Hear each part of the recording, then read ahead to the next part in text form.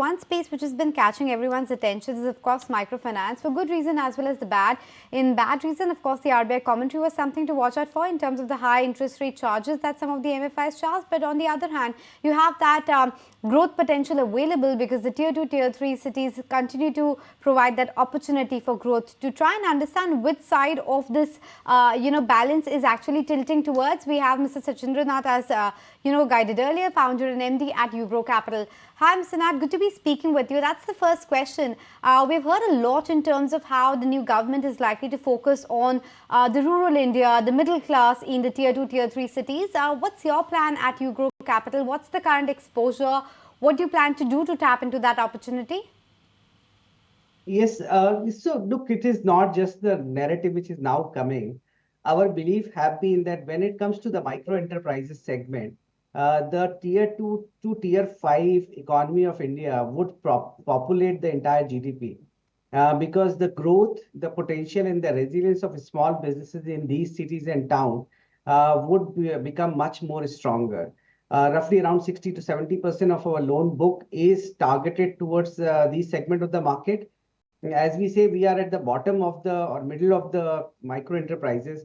Of the 90 lakh crore gap, we target customer segment which are in the trading turnover of 15 lakh to 15 crore, and they are predominantly in very small cities and towns. UGRO is now expanding from its current base of 105 location to 250 location this year and 400 next year. And all of these physical infrastructure which we are building is in tier 2 to tier 5 town. We have added states like UP, MP, Andhra, and Maharashtra, beside our existing states in South 3 states and 3 states of North. Right. Sachindra, can you help us understand? Now we understand, of course, you also become the new head of ASSOCHAM, NBFC and Infra Committee. Congrats for that. Thank you. What are the issues faced by smaller NBFCs in terms of reach, in terms of tying up for with larger banks for co-lending partnerships, in terms of availability of capital, and in general cost of capital? Because I am not bucketing MFI alone. I'm your kind of organizations which are tech backed, some other NBFCs, some SBF, SBF kind of organizations, say small finance bank, or even affordable housing. Their challenges remain the same versus the really large pedigree legacy kind of NBFCs. So what are you going to really take up as an issue or agenda at the top level with regulators as well? So if you look at this, the regulatory intent or the policy intent that the entire banking credit, 40% of average net banking credit should be in the priority sector.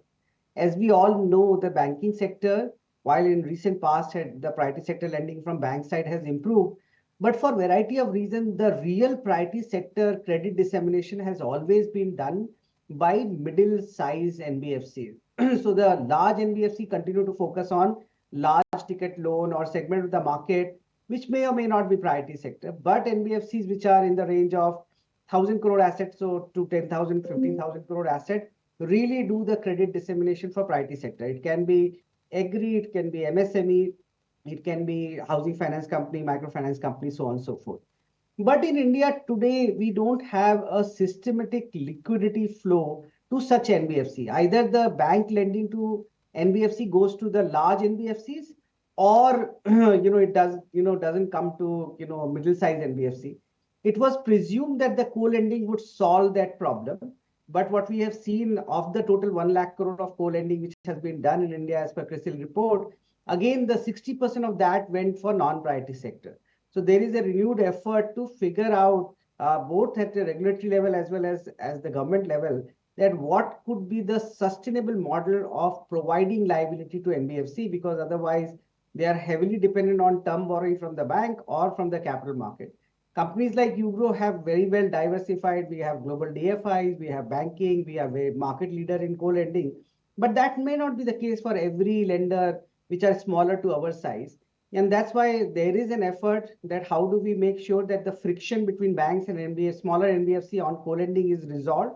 How do we make sure that the banking system liquidity flow through NBFC goes to the last mile, and also some long-term solution of creating refinancing institution, whether it is ASSOCHAM, whether it is FIDC, all of the industry body. There is a renewed effort, and also at the government level, to make sure that the good work which is done by NBFC towards credit dissemination actually is helped more on the liability side.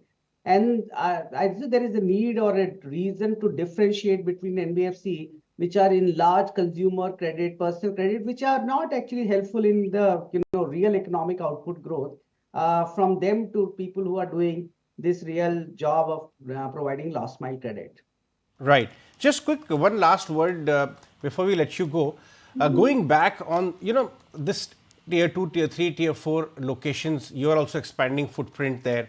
The government appears to be focusing there. The market wants to find names which have good plays out there. How will it boost your business? We just saw your quarterly numbers and full year numbers as well.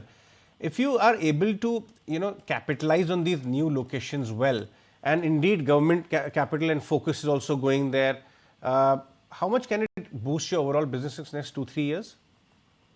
See, we continue to believe there are three big trends, and I think so post current election result, when market actually might have not read it properly, actually government would continue to focus in expanding our digital economy, expanding our tier 2 to tier 5 town economy.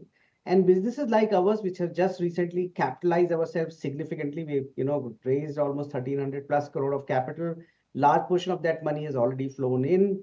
That we are using the GST infrastructure, the digitized banking infrastructure, and build our proprietary data analytics tool, and also supplementing that with physical geography. As our real economy, the lower band of the economy would continue to grow, the possibility of creating a large institution around MSME financing, for at least for us, is very clear. We are very buoyant. We are very confident that UGRO we can make, like for any other many other segment, as a very large lender for small businesses. And in next 3 years, we are very confident that we will be on that path. We have grown almost 3,000 crore every year. We would, I think so, outperform this year. And we continue to hold our first milestone of making large institution of 20,000 crore in 8 to 10 quarters from now. Mr. Nath, on that note, we let you go. Really appreciate you making time and speaking with us today. If you like this video, then like, share and subscribe to ET Now.